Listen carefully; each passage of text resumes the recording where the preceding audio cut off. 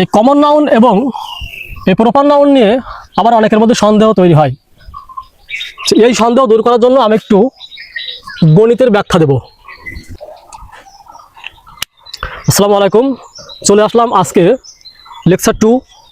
আর আজকের লেকচার থাকবে noun part 2।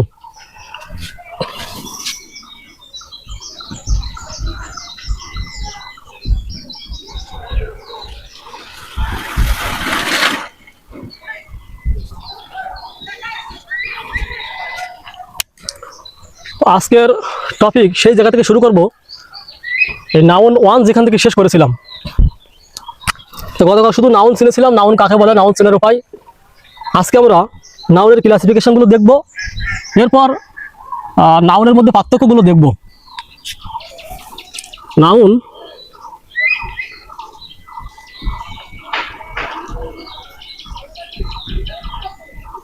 প্রধানত দুই প্রকার।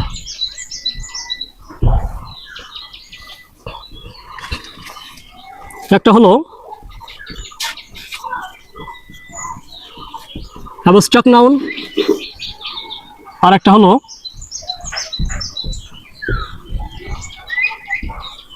Concrete noun. এই কনক্রিট নাউন আবার 4 প্রকার। একটা প্রপার নাউন, 2 নম্বর কমন নাউন। কমন নাউনের আরেকটা নাম হলো মাদার নাউন। মাদার নাউন 3 নম্বর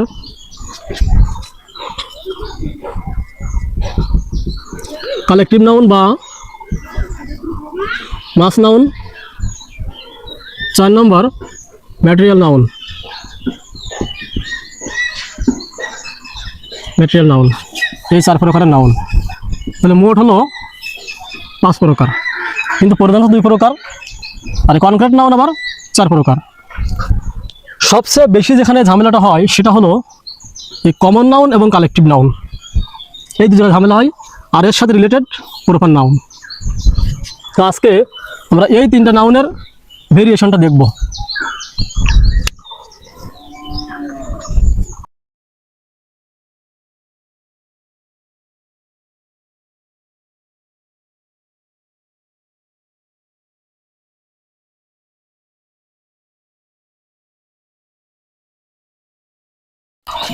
তাহলে এখন আমরা দেখব প্রপার নাউন, কমন নাউন এবং কালেকটিভ নাউনের যেই পার্থক্যটা, মানে চেনার উপায়।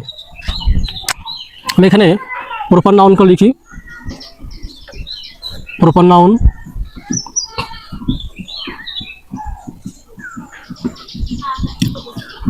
কমন নাউন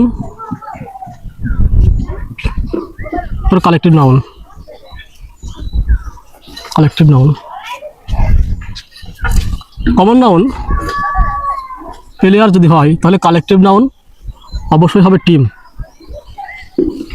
কারণ অনেকগুলো প্লেয়ার মিলে টিম তৈরি হয়।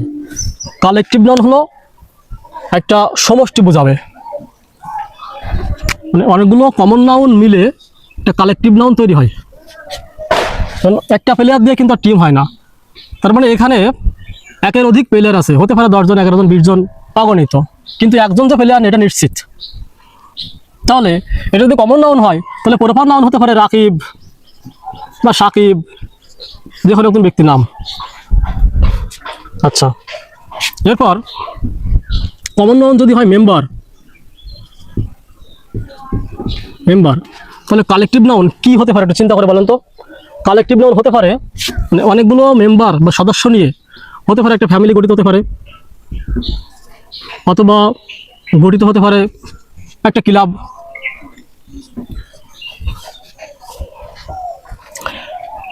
তাহলে এখানে একটা প্রপার নাম দিতে হবে সাকিব। সাকিবের কমন নাউন মেম্বার দেওয়া যায়। আবার অনেকগুলো মেম্বার মিলে ফ্যামিলি তৈরি হয় বা ক্লাব তৈরি হয়। কমন নাউন যদি হয় স্টুডেন্ট, তাহলে কালেকটিভ নাউন কি হবে, মানে অনেকগুলো স্টুডেন্ট মিলে কি হয়, ক্লাস অথবা ব্যাস।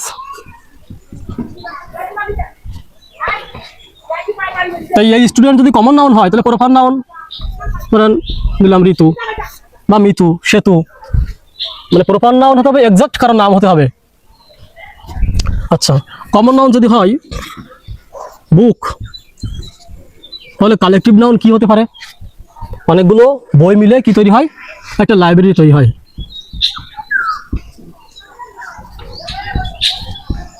লাইব্রেরি তৈরি হয় আমরা জানি।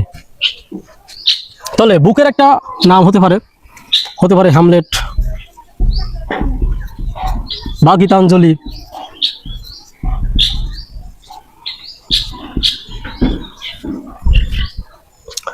কমন নাউন যদি হয় শোল্ডার, তাহলে কালেকটিভ নাউন হবে আর্মি বা র্যাব, কারণ অনেকগুলো সৈন্য মিলে একটা দল তৈরি হয়, আর্মি বা র্যাব। তাহলে এই সেনার একজন নাম হতে পারে দিলাম ডালিম, অথবা হতে পারে আজিম, যে কোনো কিছু নাম হইলেও হচ্ছে। আবার কমন নাউন যদি হয়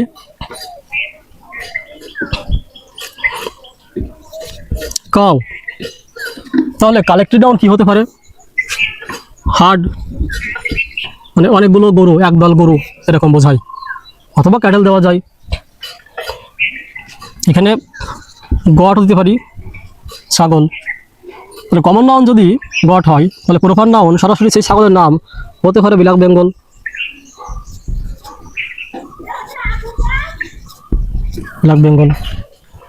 কমন নাউন যদি হয়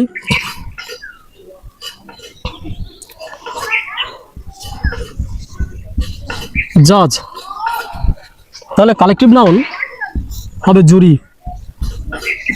নির্ণায়ক সভা। এই যাদের নাম থাকতে পারে প্রপার নাউন আবু সাইদ,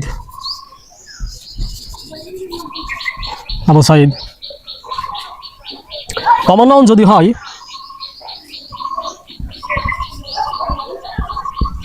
রোবার বা ব্যান্ডেট, মানে ডাকাত, তাহলে কালেকটিভ নাউন অনেকগুলো ডাকাত মিলে কিন্তু একটা গ্যাং তৈরি হয়, তাহলে গ্যাং হবে গ্যাং। তাহলে এই ডাকাতদের নাম আছে, ধরেন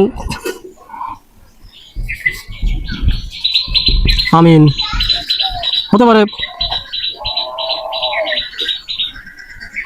কাবিল, যে কোনো সরাসরি নাম হতে হবে। এই হলো কমন এবং কালেকটিভ নাউনের মধ্যে পার্থক্য। কালেকটিভ নাউন এখানে সবসময় সমষ্টি বোঝাবে, এর মধ্যে অনেকগুলো কমন নাউন থাকতে পারে। আর এই কমন নাউন এবং এই প্রপার নাউন নিয়ে আবার অনেকের মধ্যে সন্দেহ তৈরি হয়। এই সন্দেহ দূর করার জন্য আমি একটু গণিতের ব্যাখ্যা দেব।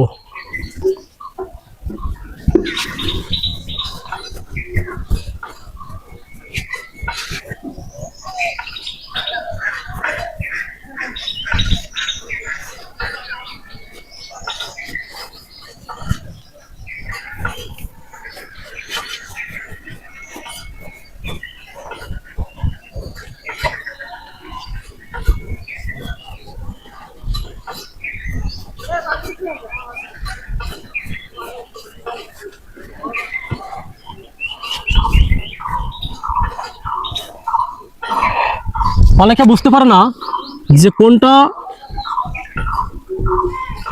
কমন নাউন আর কোনটা প্রপার নাউন, এটা নিয়ে খুব সমস্যা দেখা যায় যারা একেবারে বেসিক লেভেলে থাকে। তো এই দুটার মধ্যে আমি বোঝানোর জন্য একটু গণিতের সাপোর্ট নেব। একটু চিন্তা করে দেখেন, ক্লাস 7, 8 বা 9, 10-এও থাকে কিছু কিছু ম্যাথ থাকে বীজগণিতে, যেমন এরকম x² + 2x a² + ab plus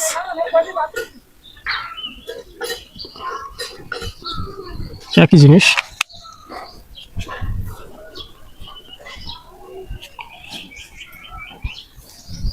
x² + 2x হতে পারে a² + ab, অথবা এরকম হতে পারে যে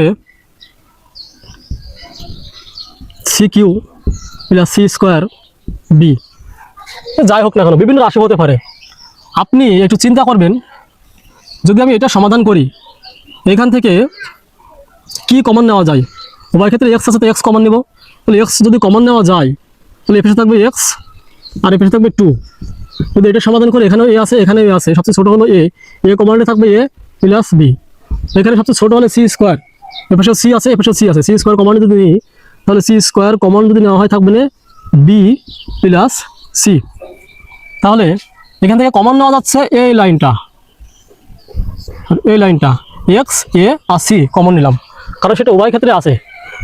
এবার আসুন আমি কয়েকটা ফুলের নাম লিখব, যেমন